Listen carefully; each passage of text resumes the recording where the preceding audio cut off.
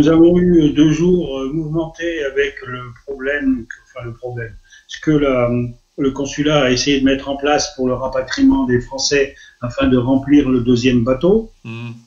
On a essayé de leur expliquer qu'avant de mettre en vente les billets, la chose principale était surtout d'obtenir ce document très important de circulation à travers le Maroc.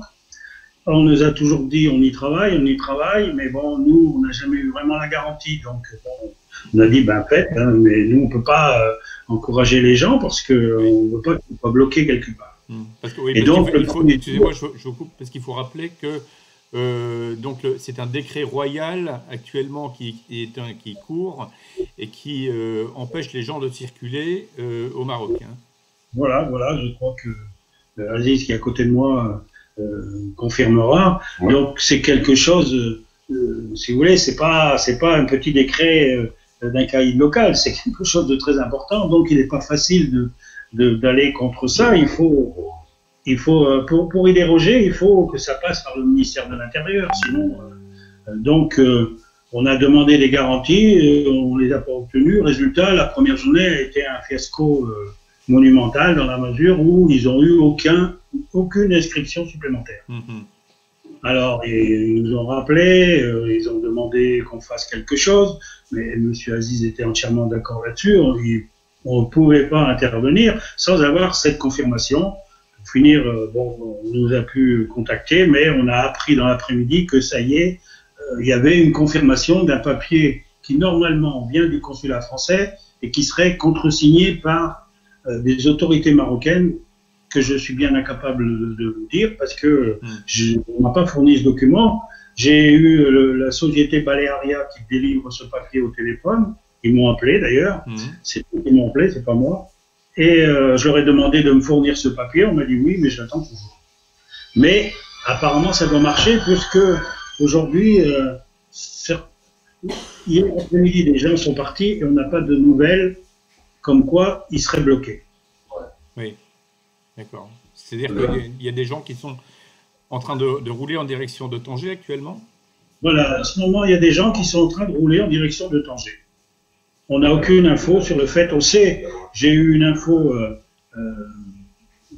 par un intermédiaire d'une personne qui est assez haut placée quand même, comme quoi, dès qu'ils arrivent à l'autoroute, ils sont bloqués et on leur demande beaucoup de papiers, de passeports, donc tous ces documents. On ne laisse pas prendre l'autoroute facilement, mais on finit par les laisser passer quand même. D'accord. À condition qu'ils ne sortent pas de l'autoroute et qu'ils ne s'arrêtent pas. De toute manière, la rotation des bateaux se termine ce soir. Il y a un deuxième bateau ce soir, mais il n'y en aura pas d'autre par la suite. Voilà. Maintenant, donc ce bateau qui normalement devait partir à midi a été repoussé à ce soir. Et je peux vous dire que la société Balearia envisage même de le repousser à demain. Parce qu'ils cherchent avant tout à remplir le bateau, ou tout au moins à avoir un nombre un peu plus important, parce que ils n'ont pas beaucoup de monde en ce moment. Donc, je pense qu'il partira demain. Maintenant, si par hasard ils ont la chance de pouvoir le remplir un peu plus aujourd'hui, il partira ce soir très tard. Les personnes qui sont sur le camping où vous vous trouvez, il n'y a pas eu d'évolution et les gens sont là, sont toujours aussi calmes et sereins. Tout à fait. On ne voit pas du tout d'affolement. Au contraire, je dirais que la plupart des gens commencent même à être un peu énervés avec ce truc en leur disant, parce que évidemment ça en perturbe certains, ça fait des discussions, ça fait des histoires. Il y en a qui disent qu'ils ont raison, donc vous savez bien comment ça discute, les camping-caristes, ça va vite. Hein. Oui. Donc ils voudraient bien que ça s'arrête et puis qu'on décide une bonne fois pour toutes. Il y en a qui doivent partir, ils partent, et puis voilà, c'est tout. Oui. Mais une grosse majorité de ceux qui sont là, d'ailleurs, ici à Imniwadar, on est à 9 départs, je crois, en une journée. 8 départs. 8 départs, sur le nombre, c'est pas grand-chose. Très peu, hein. Très peu. Et ce sont des gens qui sont remontés sur Tanger Ça fait 4% du nombre de camping-caristes. D'accord. Vous voyez, c'est pas beaucoup. C'est toujours le problème de prix. J'ai essayé de discuter avec ça aussi à la société Balearia. Oui. Bon, on m'a dit on pouvait faire un prix à condition que je leur amène 50 ou 80 camping-cars. Bon. D'accord. Ça fait plaisir. Vous voilà transformé en agent commercial. Oui, mais j'ai dit, il ne faudrait quand même pas se moquer de moi. Hein. C'est pas ma fonction. Hein. Vous pensiez qu'il restait à peu près 10 000 camping-cars actuellement? Non, 10 000 personnes. 10 000 personnes. 5 000 camping-cars. Ben, ça n'a pas beaucoup bougé dans la mesure où personne ne peut partir et que de toute manière, ils sont toujours là, même ceux qui sont là-bas au port, ils sont toujours là. D'accord, très bien. Donc ça n'a pas beaucoup bougé et je pense que de toute manière, à tel point d'ailleurs que même le consulat de France d'Agadir a admis ce chiffre. Ils m'ont confirmé qu'ils étaient d'accord avec ce chiffre. Donc on peut être que ils ont eu du mal, mais ils l'admettent. Ils l'admettent, mais bon, pour autant, ils n'apportent pas vraiment de solution.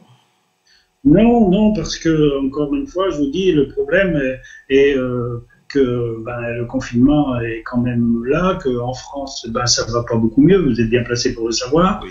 Que l'Espagne, c'est pareil, que tout ça fait que c'est pas facile, on les comprend, c'est pas facile à organiser, mais pour l'instant, ici, les gens préfèrent, par prudence, rester là et surtout ne sont pas d'accord parce que on a appris qu'un peu à la fois, certains même, vous savez, les camping-caristes qui viennent au Maroc, là, maintenant de plus en plus d'ailleurs, viennent avec une voiture derrière, avec quelque chose pour transporter une moto. Oui. Oui. Et donc, ce qui fait que le billet, qui était de 1 200 €, tourne souvent autour de 2 200 €. Oui, avec la remorque. Avec la remorque, avec tout. Plus les cabines, plus... Et aussi, ça leur a d'ailleurs posé des problèmes, parce que ça, ils n'avaient pas du tout anticipé. C'est pour ça qu'ils ont pu prendre que 160 camping-cars, alors qu'ils avaient prévu d'en prendre 201, parce que, évidemment, ça prend beaucoup plus de place. Bien sûr, bien sûr. Mais c'est toujours pareil, quoi. Il y a des choses que, quand on organise, il faut tout prévoir, hein, mais là, manifestement, ils n'avaient pas prévu. Maintenant, ce matin, donc, les gens sont toujours là-bas. Hier, déjà, on leur avait prévenu qu'ils ne partiraient pas demain matin comme prévu, mais demain après-midi. Et j'ai bien l'impression, vu ce qui se passe, que ce ne sera pas avant demain matin. Avant demain matin, d'accord. Enfin, là-bas, ils attendent, ils ont l'habitude maintenant. Oui, oui. Oui, puis ils sont plutôt bien traités. Enfin, il n'y a pas de... Oui, ils sont bien traités. Ça, il faut reconnaître. On ne reconnaîtra jamais assez la réactivité extraordinaire de l'État marocain qui, en 48 heures, a fait ce que nous, on ne sait pas faire en 15 jours. Je vous remercie de toutes ces précisions. De rien. C'est toujours un plaisir d'essayer d'aider. Ça fait des problèmes. J'ai lu sur certains magazines des propos absolument ahurissants de voir que l'on peut. D'ailleurs, je trouve ahurissant qu'on puisse les faire paraître. Oui. C'est pas l'objet du moment. Quoi. Non, plus tard, c'est une discussion, ok, chacun donne son avis. Mais en ce moment, on a autre chose à penser qu'à faire des bagarres, à savoir si c'était juste ou non de rapatrier ces gens. Oui, et inutile d'alimenter les polémiques, effectivement. Alors, il y en a déjà bien assez, croyez-moi, il faut tout de suite les amorcer parce que ça part vite. Hein. Bon. C'était mon petit bout de l'amour.